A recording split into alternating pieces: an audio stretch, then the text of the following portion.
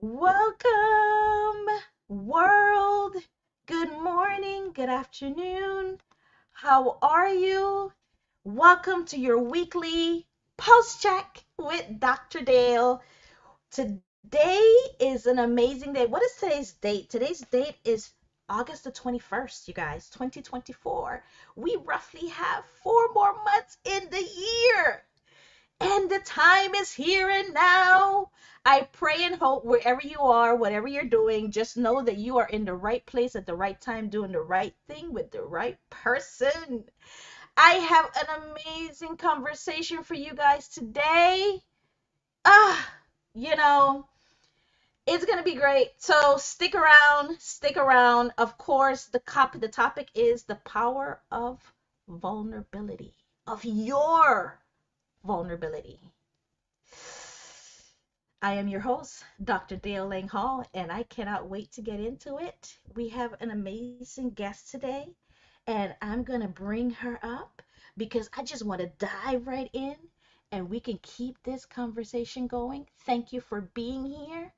Thank you for supporting. And of course, like, share, subscribe. Keep coming back. I am here every Wednesday, except the Wednesdays I have to do stuff with my mom, you guys. Or I have a professional matter that I need to take care of.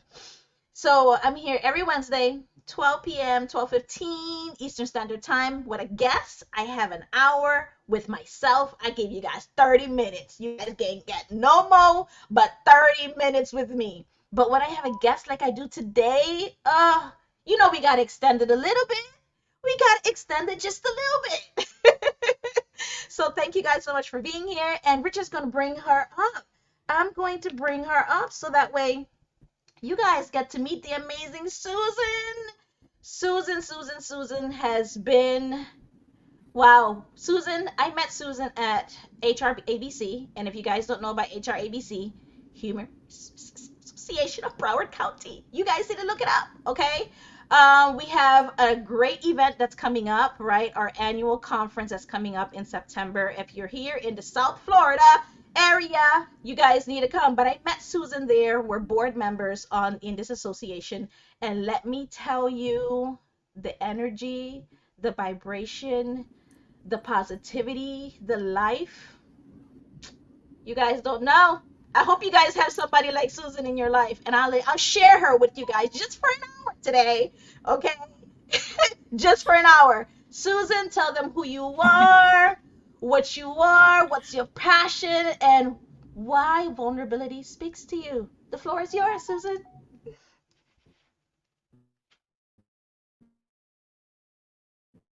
Well, thank you, Dr. Dale, and I am thrilled. My name is Susan Bigler. I'm a senior account manager at Marsh McLennan Agency. My focus is on employee benefits, but my passion is on teaching healthcare consumerism and putting the care back into healthcare. In doing my daily job, I have the opportunity to speak to people all day long. And what I've learned over the course of the last years, it's important to relate with people. Insurance is a dry arena. It's hard to make it exciting. And so what I've learned is to open myself up and share my stories, my testimonies of the goodness of healthcare and healthcare consumerism. So in my life outside of Marsh McLennan, I'm very involved in a variety denominator of encouragement and empowering people to reach their next best step. So I am a certified coach. If you need anyone to help coach you into your next best step, especially through transitional periods, that's my specialty. I'm here to help you. But some of what I've learned and some of the feedback that I've received over the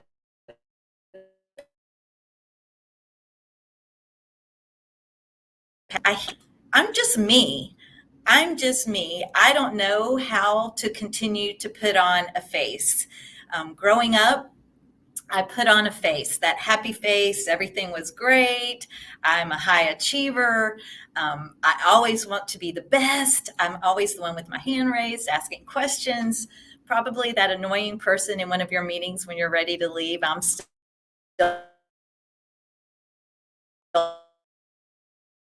coaching and I'm counseling with primarily women.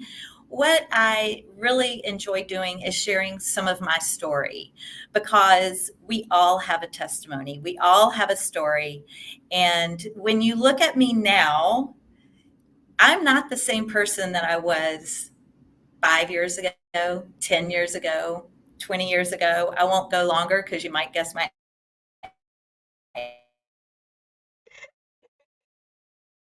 a lot of reflection, a lot of deep dive into my who is Susan. This really came about when I became an empty nester. I didn't have kids to take care of anymore. It was me and my husband. So, who is Susan?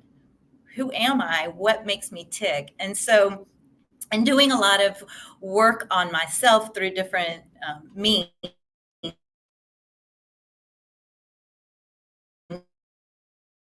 groups, counseling, etc. I did a lot of hurt that I was hanging on to needlessly. So as I was healing, I've learned to start sharing some of those experiences with the women that I'm meeting with because if you don't let people know that they're not the only ones, they're not going to understand and have that safe space to come out of their own shell and get that same freedom and healing that I've enjoyed. The very reason for this conversation and for many conversations is because I want to encourage you to take your healing and help others heal by it. Allow yourself to open up and share stories and your experiences without being afraid of being hurt again. One of my favorite,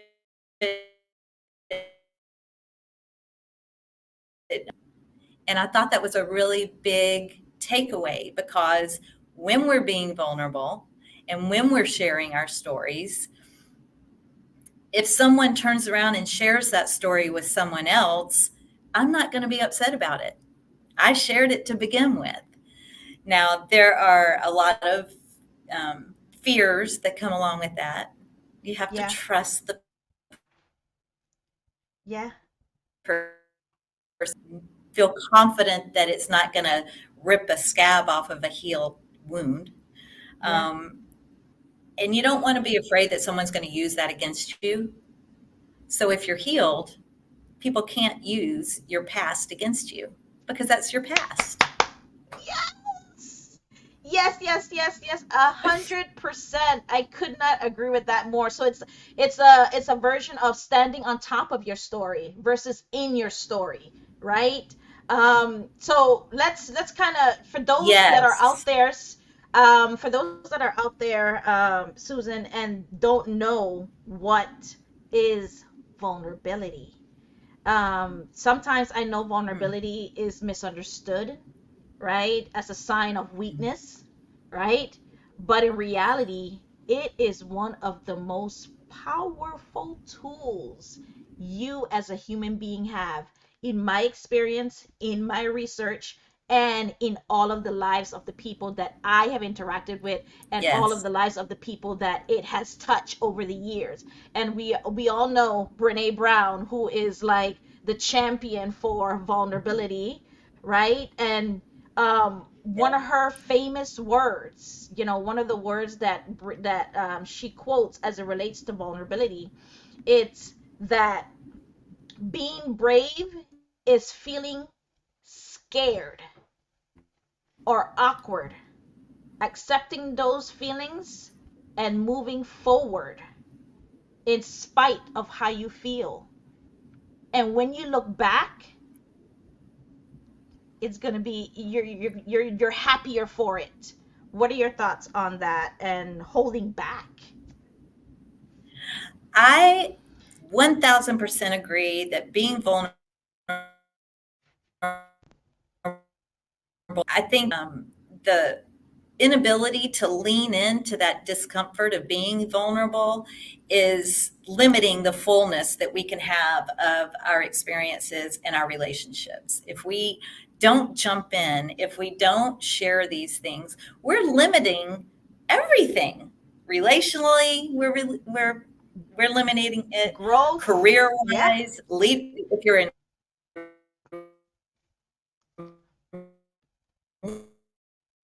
leadership, you just bound to your fears. So yeah, does that answer your question? It sure enough The does boundaries, because yeah, so go it's ahead. stronger. Your relationships are my experience, your relationship are stronger, but before you even get to the other people, people outside of you, it makes you stronger, right? So to your point earlier, you said they won't be able to come people won't be able to Absolutely. use We your have, past against you, right? that's right. And that's something to be unoffendable is an amazing power that we have inside of us through healing, through learning Yeah. that we all make mistakes. Every one of us Right. make mistakes. We all Yeah. misinterpret things and we all hide, shove them down without facing the reality. So many times we may receive something that someone said in a totally different way than they meant it to be. And that comes from a place of being maybe that little girl who heard something and totally misconstrued it. So we're I'm living with a guilty. lie throughout I'm guilty. our that lie and decide that we are not who we think we were when we were 7 years old. A Yeah. lot of that is our true self, but it gets messy during adolescence and middle school can really mess a girl up, point in case. So it's just a real, for me, it is an integral part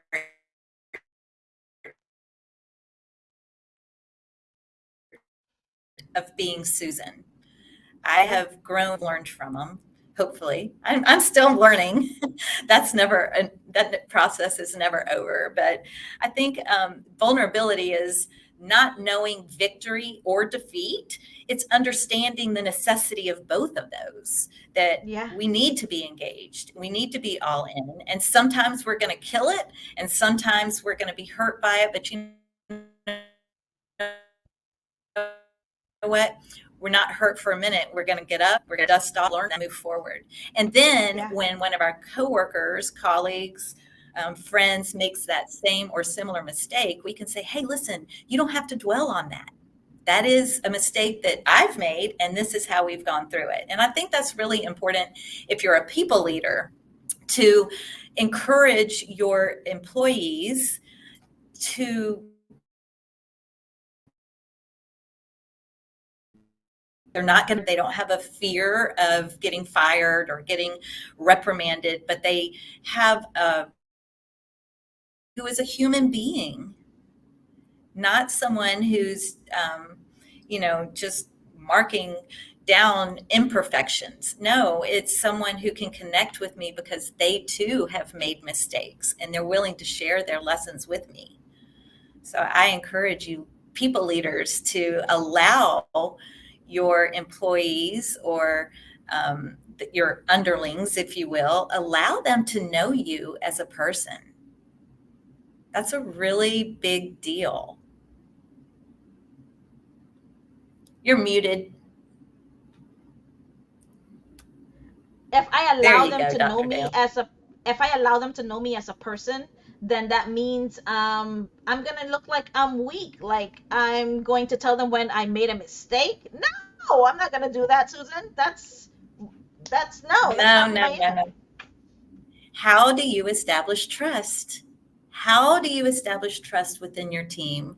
If you don't have a trust factor, and that includes being vulnerable, then there's not going to be growth on the team. So you have to, in order to get that trust, you have to have an open door. You have to be accessible and be real. It doesn't mean that as a leader, Mm. you're going to tell everything that you've ever done, but it's knowing the right person and the right thing to share and when not to share too much. People don't need details. People don't care about the details. It's the big picture of what your issue was or what your mistake was and how you fixed it. I think it's really important that when we're vulnerable and sharing our shortcomings, if you will, then we also need to present a solution or a hope that we're not stuck in that. Yeah. So I know I can tell you that here at Marsh McLennan, one of our vice presidents, she and I clicked immediately because she was vulnerable with me. I shared something with her, and I thought, well, I'm going to just be clear. I didn't realize her position in the company. So when I shared something with her, like my Those real, are the best. Those are the best, Susan. I had no idea that she is a vice president of operations. And I was, telling her what I thought about something because I tend to tell people what I think. And that's a whole different conversation. But Yeah, yeah, yeah. because she listened to me and then she shared some of her thoughts with me, for 7 years, she and I have had a very special relationship because we have an open door. And she has been vulnerable with me, and she's been compassionate and empathetic with me by sharing some of her own experiences throughout her career. So it really does make a difference. I'm not going to say it makes us friends, although I'd like to consider her my friend. But it makes for a really nice, safe place to come at work that I know of one person in particular that I can share my real thoughts and not be judged. So, Susan, what advice would you give someone who right now is struggling on being, with being vulnerable with their relationship, with their personal relationship or, at work? Like somebody struggling on whether or not should I tell them how I really feel or should I just ignore this, keep this inside of me and just leave this job or should I just get rid of my marriage altogether? That's that fear that I was talking about, that fear of a hard conversation. And it takes practice. One of the things that I've done, actually, I did this in my family life, was when something was bothering me, I would call a family meeting. And my kids and my husband knew that when mom called a family meeting on Sunday afternoon, I might tell them on Thursday, we're having a family meeting on Sunday. That gave me time to cool down so I could have a conversation. And then it was a safe space for us to say whatever we wanted to say. And those meetings were fantastic because we got to have the hard conversations in being real with each other. I learned a lot from my kids during those meetings. So giving them that opportunity to be vulnerable with their parents, I think was Wow. a great opportunity for them to share things they may not have shared otherwise. And it gave all of us time to not be heated in the moment. We calmed down and we could Yeah. have a discussion. I think the same thing goes with work or friendships or marriage.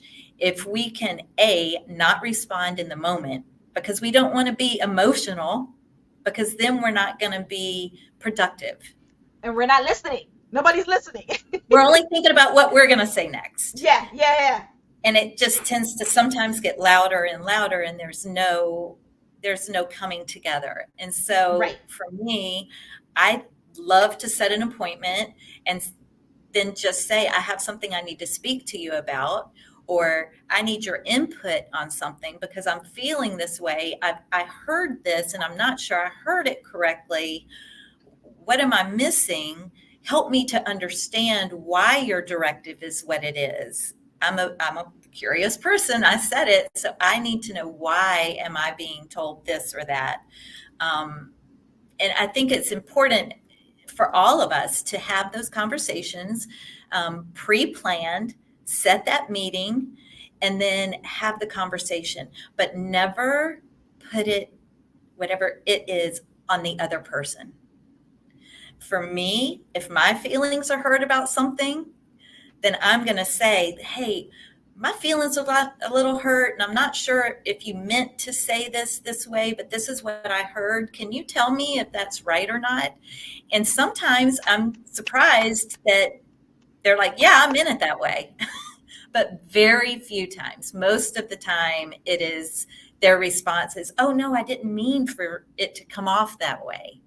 But when you're busy in a work environment and you're running 1,000 miles an hour, sometimes we don't watch our tone of voice. And when we have someone who's super sensitive, they call me Sunshine Susan at work. I'm a yellow on the insights process. I get my feelings hurt sometimes. And Yeah, so my yeah, team yeah, makes fun of me for that.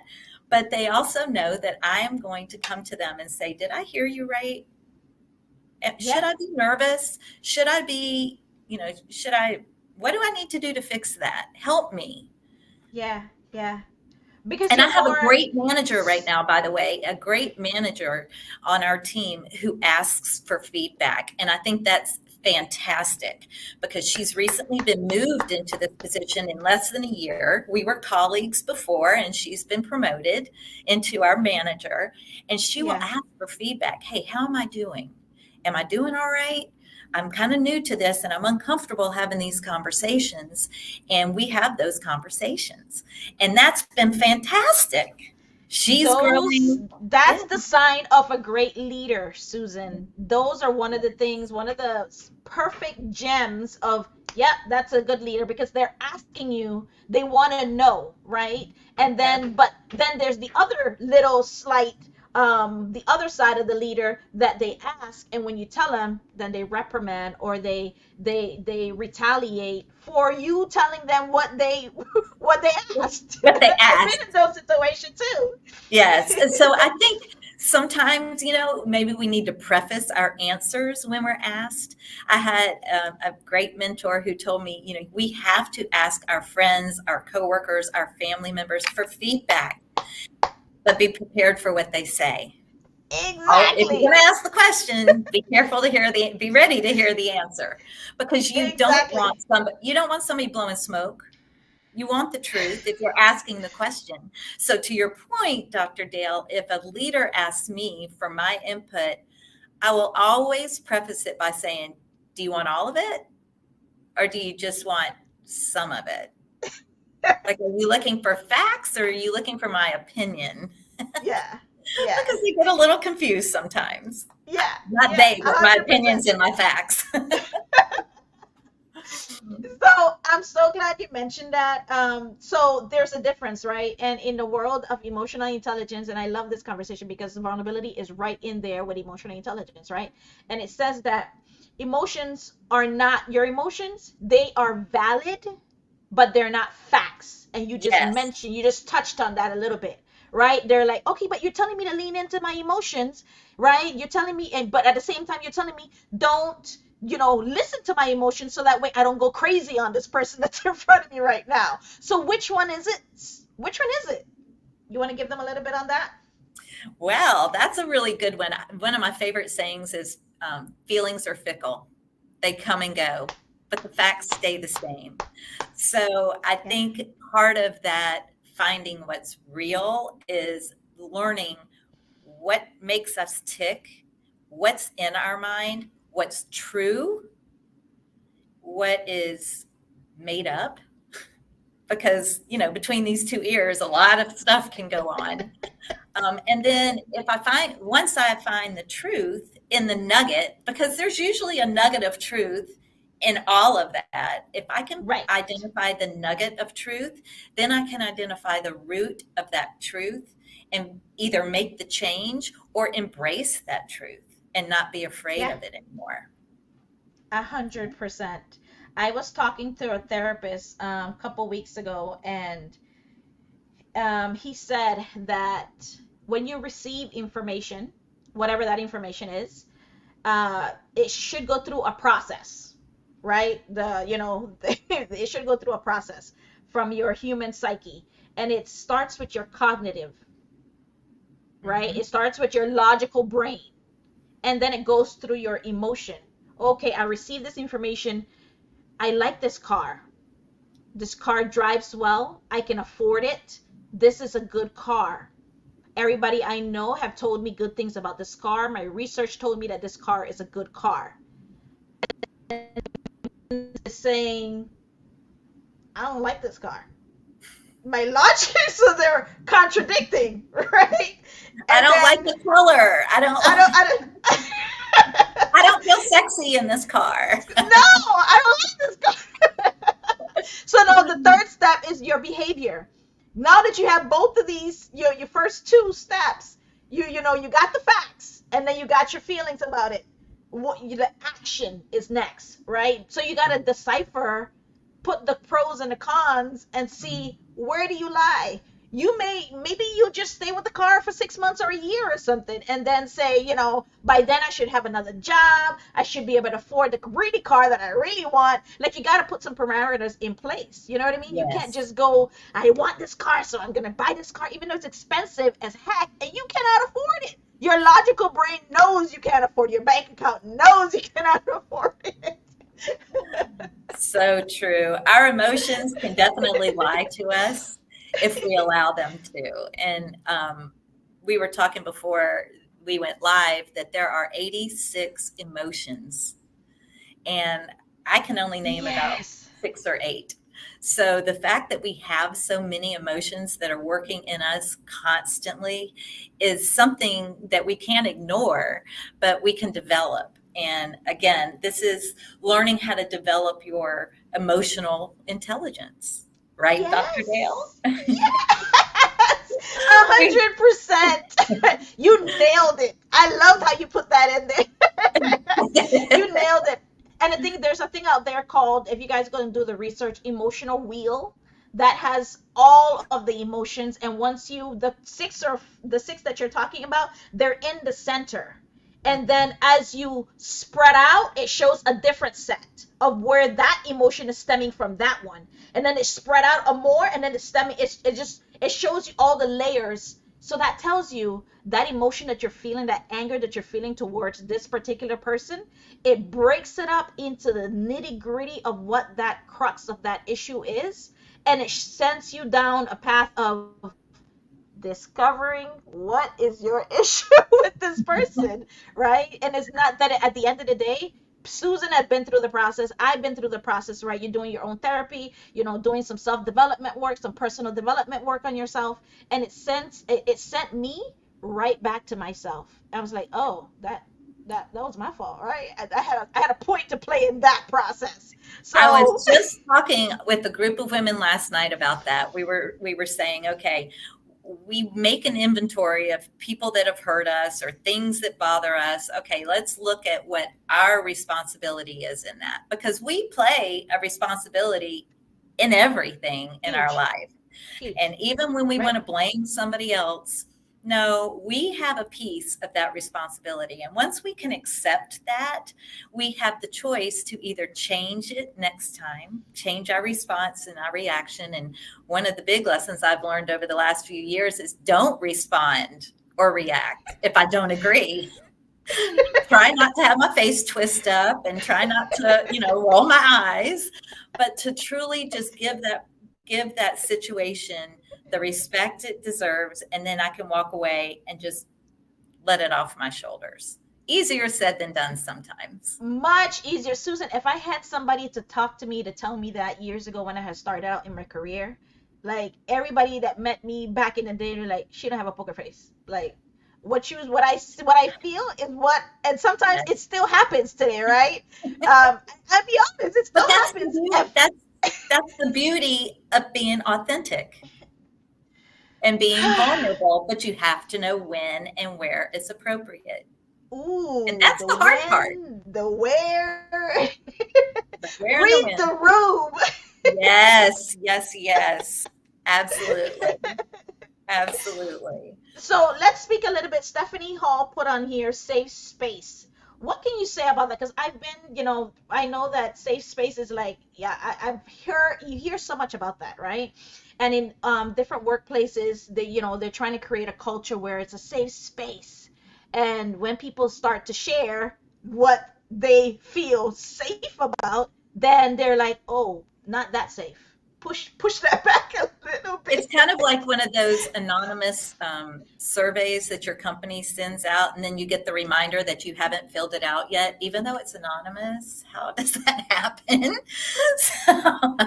So yeah, safe space is a really broad general term that I've been hearing a lot about over the last few years, and I really think that a safe space is up to you. What do you consider a safe space? I don't think anyone else can determine for me what my safe place is. A company can say it, a friend can say it, my husband can say it. Depending on the day, I may not think I'm safe at all in any of those places, to be completely honest. But Yep. it comes down to not someone telling me I'm in a safe place, but showing me, how is this a safe place? Safe What are space. you willing to share to make this a safe place? Mm. Yeah, Mm. it's really interesting to think about that, because to your point, the cultures in our employer sects are trying to create these safe places, and DE and I initiatives are trying to do that. And we're all trying to make everybody feel safe and included and important. And we are all important. We don't have to have a label on it, but we also don't have to feel safe when we don't feel safe. We have Mm. an internal mechanism. Each one of us has an internal mechanism that's either going to be fight or flight. And if I am in a room and someone says, this is a safe place, you can say whatever you want to, sometimes my first response is, I want to get the heck out of that room, because I don't trust that person, even if I Yeah. don't know them. It's just Right. Right. Right. my internal discernment is Compass saying, is be right. careful. That is your, yeah. Yeah. Yeah. And Yeah. I listen to my internal voice to protect me. Yeah. Sometimes I've thrown out a little piece just to test and see if it's really a safe place or not. And if And I've how it's heard received. that Yeah. back, then I know that's not a safe place for me anymore. So Yeah. when we're vulnerable, when we're told we're in a safe place, it's not a bad idea to stick your toe in the water and see, is it really a safe place? I'm gonna give you a little bit of information, but I'm not going to give you a lot of information. And let's see what you do with that little bit of information. And then if I Yeah. feel safe, it may not be that day, it may be a month or two later, to see Yeah. if any feedback came back around. Yeah. If it leaked out, then I know that's not a safe place for me. Yeah. I'm not gonna be honest about how I feel. I will likely personally shut down. Yeah. Yeah, yeah, 100%.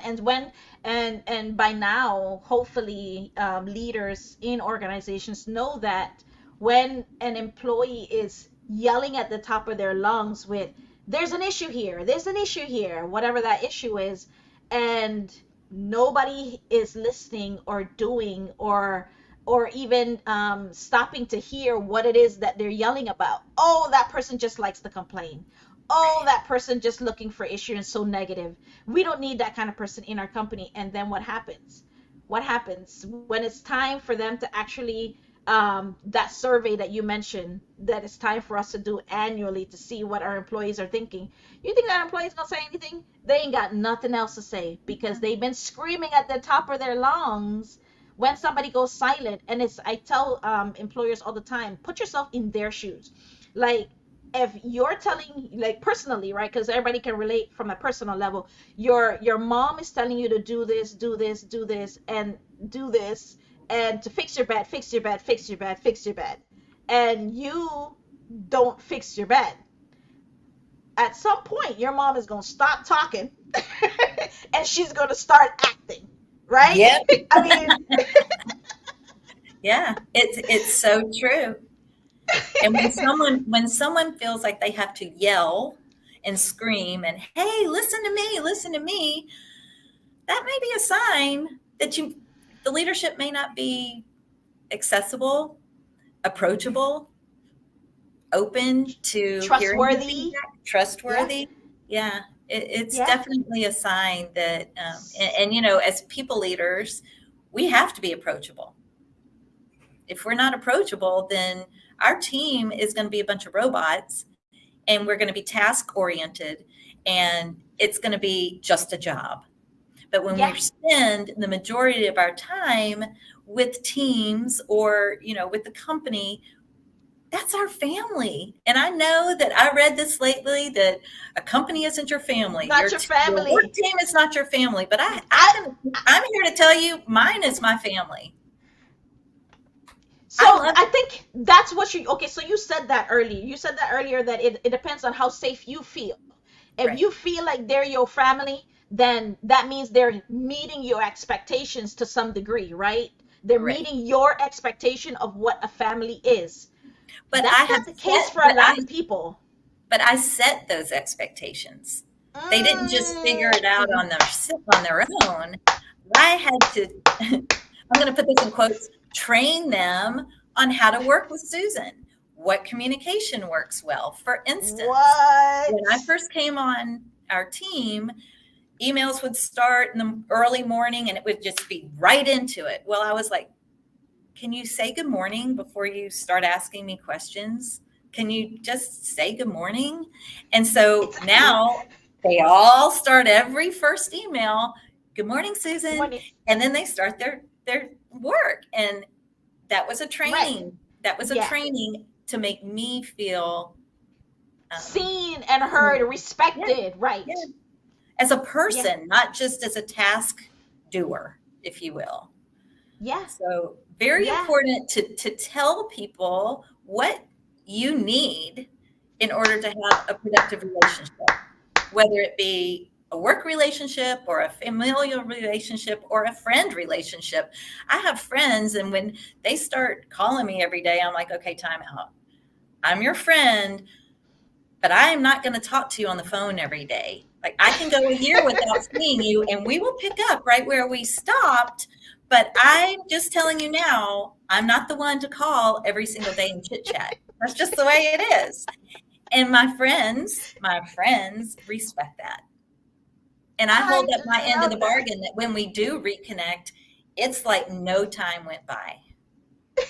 It's very important to have that integrity, to be who you say you're going to be. My goodness. Susan, you dropped the mic when you said, I trained them per se on how to treat me. Because you Yeah, can't be expecting, oh, I'm giving them 110. This is what you hear all the time from most employees, right? I'm giving my job 110% and they've never done da da da da da da da da da, right?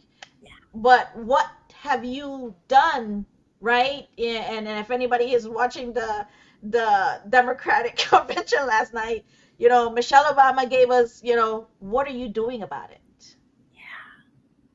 How are you exactly. changing that? You don't like it? Okay, then do something about it. Yep.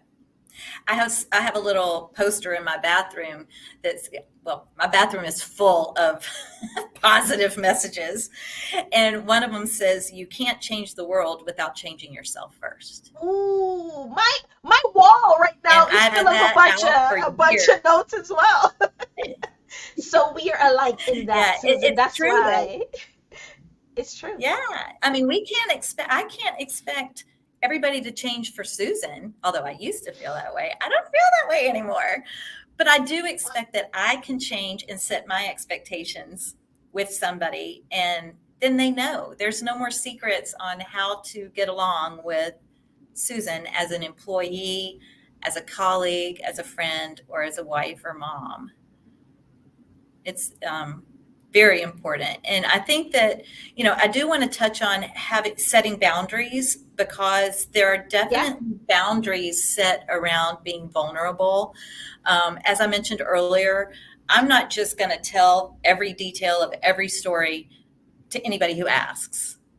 yeah, I'm not going to say, oh, well, let me tell you about my days when blah, blah, blah, blah, if it doesn't relate to what someone is going through. So there's a lot of times where um, we have the courage to allow ourselves to be vulnerable, which means that we could be hurt if you allow it by being vulnerable.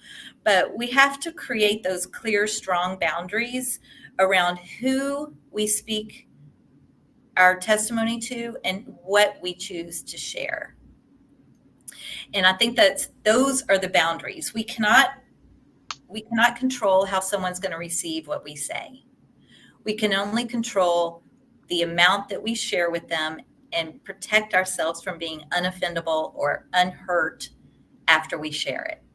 I can't remember the last time that I've shared something and thought, oh, I shouldn't have shared that. No, because I've trained myself to have those boundaries to only share what is true. Yeah, yeah, 100%. But you, perfect, perfect. So, Thank but you. at the end of the day, you had to take that responsibility, right? It You was had to on take your me. right? Yes. Yes. So it's not, I mean, I would love to stand up and tell my life story because it's an amazing story. It's got some really dark parts in it. It's got some really funny parts in it. Um, but there's certain audiences for certain pieces. Yeah, yeah, 100%. So Yeah. when does someone know when to put down those boundaries? Like how do they know how far to go as it relates to I want to shed a little bit of this huge baggage I'm carrying and be a little bit more realer, if per se if that's a word, personally and professionally, Susan. How do I do that and set boundaries at the same time? Trial and error, honestly. I mean, you could throw a few crumbs out there, and if they're eaten, then that's great. You can throw a little more out there.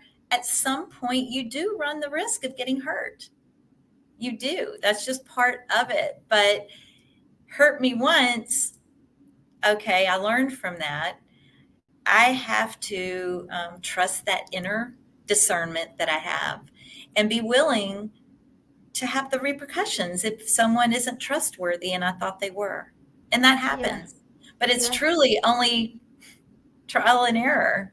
There's yeah, no formula. The best formula I can tell you is to heal as much as you can before you share. I'm not going to share anything that is still raw for me because yeah, that's not going to be helpful to anyone except for maybe my yeah. counselor. I don't need, or a best friend. I don't need to share things that are still too raw because it's just Yeah, going to conjure up yeah, false emotion and yeah. bring it back up so that um, there's no strength in that yet. The strength is coming, but it comes with the healing. Susan, how do I know when I'm healed? When you don't get your feelings hurt anymore. I have learned that if I don't get my feelings hurt, then I'm healed. If I don't allow someone's comment to marinate in my mind all day long and ruin my whole day because I may feel unworthy by what they said, if I don't feel those ways, then I know I'm healed from that. If I do carry it around all day, then I know it's something I need to work on. Yeah, It's really a process. It's part of life. I used to think that, you always hear that older people are wiser. And now that I am one, I get it. old where? Old where? The way Thank you be running around you. in our HR ABC events, old where? No, no, no, no, no, no, no. I'm not accepting that. Don't even. You've met my mom, so And your mom? we Oh are my ever young. gosh. We are ever young, and it makes it fun. We don't take things seriously, but sometimes we do. I mean, we try not to take things seriously, but Right. humor is a great healer. That's my healer. I know that for sure. Yeah. I know that for sure. You like comedy and like listen, just making me laugh. That's it. I could just, and then that heals everything. It does. Mind, body, soul, spirit, all of Yes. it. And my husband used to tease me a lot when we first got married. We've been married 30 years. Oh my But when God. we first got married, Congratulations. thank you, I know, can you believe? 30 Crazy. years. Crazy. Yeah. But he used to poke fun at me, and I would get my feelings hurt. And he would say, "I love you. My heart is not to hurt you. I'm just teasing." And I took things so personal. So over this 30 Oh, years, I've learned to laugh at myself, and that has yeah. been huge. To be able to Yeah. laugh at myself without feeling shame, without Yeah. feeling embarrassed, but that, yeah, that's part of my vulnerability is like Yeah. I did a big airheaded thing, Yeah. whatever it is, to be able to just laugh at it and say, there I go again.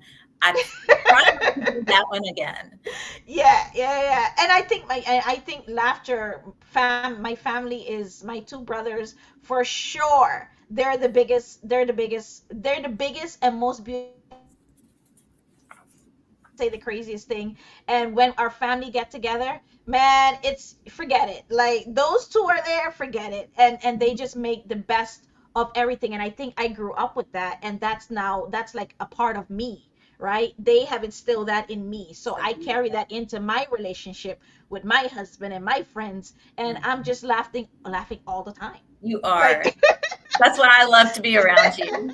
we love to be around each other, so that energy, it's the same, right? We're kindred Yes, spirits in that way, right? And I just love absolutely. that 100%. I was talking to a therapist the other day, and he said when somebody says something to you that bothers you, there's two reasons why it would bother you, and I want to hear what your thoughts are on this. He said when it bothers you, two reasons why it's bothering you. It's either one, they're saying something that's true that you don't like, so you got to fix it, Yep. and two, they are saying something, you're giving that person that is saying whatever they're saying way too much credit. So Absolutely. what are your thoughts on that? 100% agree with that. If someone says something that is hurtful, that maybe I walk away and I'm a little mad at, it's always because it's true and I don't want to face it. We have blind spots. We have blind spots. And if we don't have Yeah. someone pointing out our blind spot, what's in our blind spots, then we're never going to be able to become into our full selves. So, yes, I think the truth Ooh. part is absolutely on point. And I think the other piece is it really comes into play like if a stranger or someone you don't know says something, who are they? They don't know you. They So don't who know us. cares? So who But cares? the ironic thing about that, Dr. Dale, is that I still carry around a little bit of a hurt from a man who yelled at me from his bicycle on Andrews Avenue because I told him he was maybe in a wrong lane. I stuck my nose where it shouldn't have belonged. And he Yeah. promptly told me, mind your own business. And it Yeah. kind of hurt me that he yelled at me, but then I thought, well, I was wrong in telling him where he needed to be. Right, right, So, right. but there are other times where really it's unnecessary, it's untrue, it's unbased on any truth when Right. someone says But he something. was just having a bad day. He's a whole DIC. He's a D. He's a D.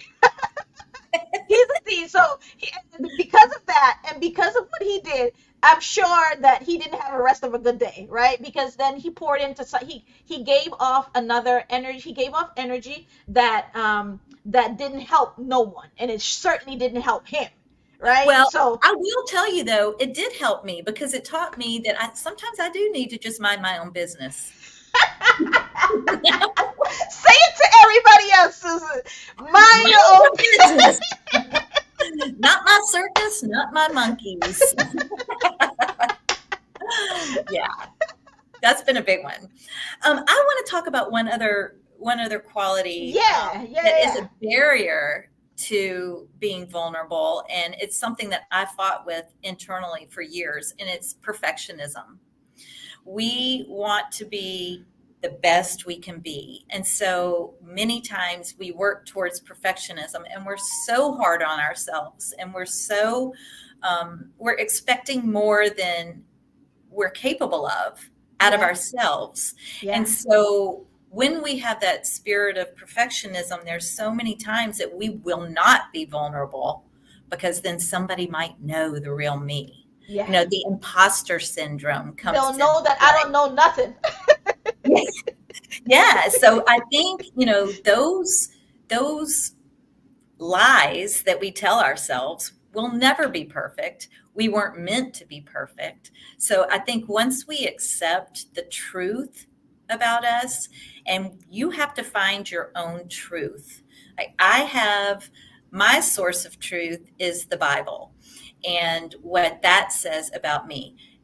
People have all different sorts of sources of their truth, but for me, no one else has had my experiences. No one else has had the thoughts and the feelings that I've had. So nobody else is going to be me but me.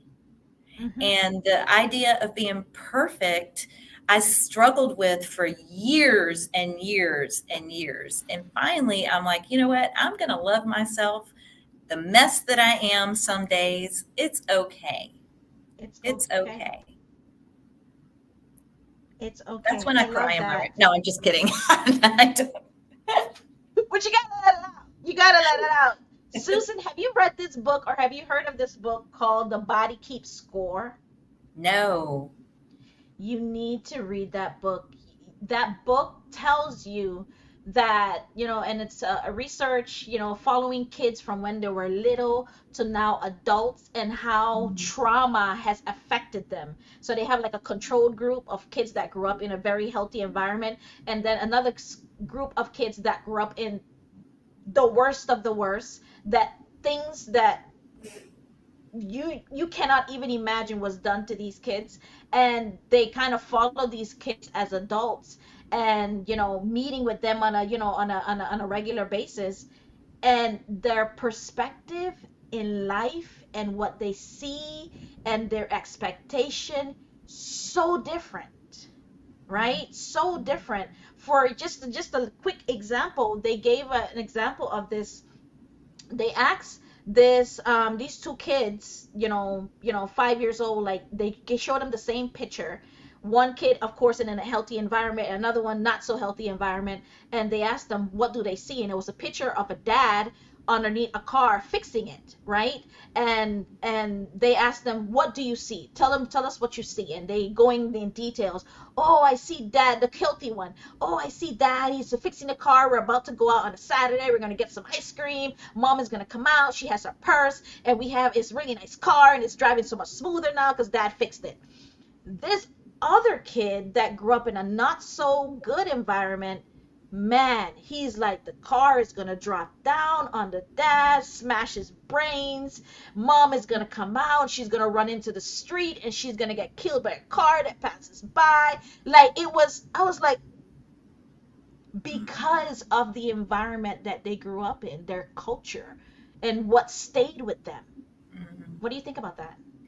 My husband and I had many, many conversations when we first got together because I had a son from a previous marriage.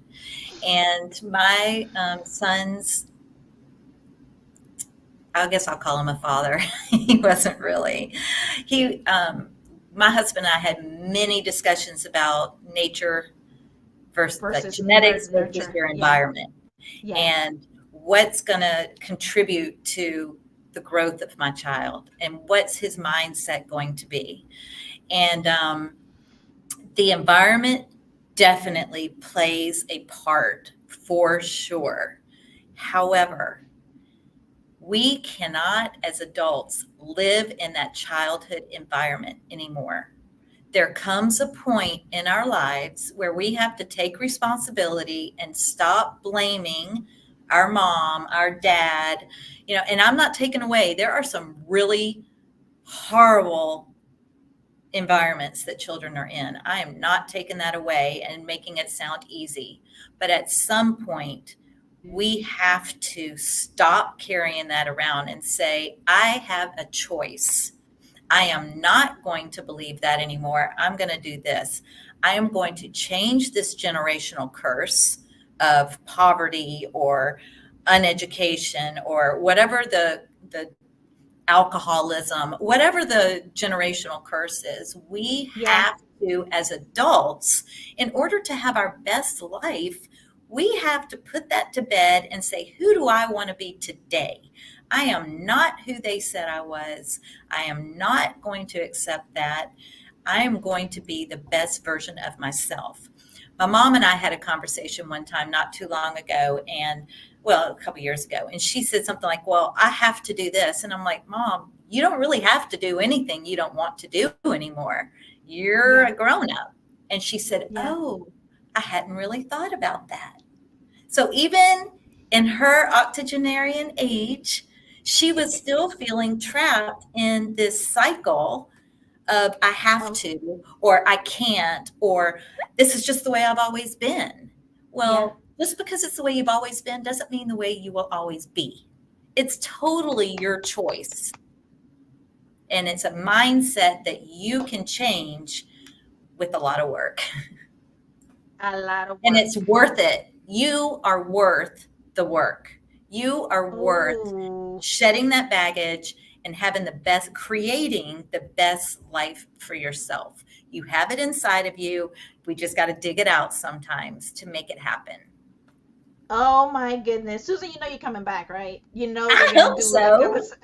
a part two, a part three, because this is some deep stuff, and we just touch on the surface of vulnerability and how much it can really be a source to be reckoned with in each and every single one of our lives, right? And I love how you ended that. You are worth the work. Yes, I am, we are all worth the work. So invest in yourself. Yes. See how you can help. Put yourself out there. Ask the questions that you probably don't won't like the answers to. Stretch yourself, right? Yes. Stretch. You gotta stretch. Be uncomfortable because you're growing. It's okay to fail. Just pick back up and go again. Yeah, Try it a yeah, different way. yeah.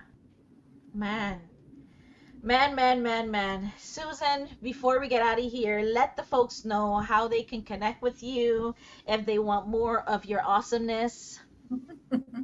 Thank you. Connect with me on LinkedIn, Susan Bigler. Um, Pretty simple to find me, but please Yep. connect with me. Send me a private message. I would love to continue this conversation. If you need coaching, I'm available to coach. I'm here to help you be your best self because you have it in you already. I just want to help you uncover it. So Mm, LinkedIn is probably the mm. easiest way to reach me. Okay, perfect. Thank you guys for being here. Thank you for those that stopped by, that commented, that shared. This conversation is was all about the power of your vulnerability and how you can stand on top of your story instead of in your story. And Susan has lived that. She is living that. I am living that. And there are countless others out there doing just the same. And you can do the same, Yes. right? This has been a conversation with Dr. Dale, your host, and thank you for being here and coming and stopping in just to listen to, the weekly pulse check. Yeah, we're just checking in. Pulse check is checking in with you, making sure that you're good, seeing how you're doing in all areas of your life. And we're here every Wednesday when I don't have stuff going on with my mom, like I mentioned before. At noon. Priorities. Priorities, right? 30 minutes to an hour and bringing in amazing people like Susan Baker. So thank you guys, and I'll see you guys next week. Thanks, Dr. Dale.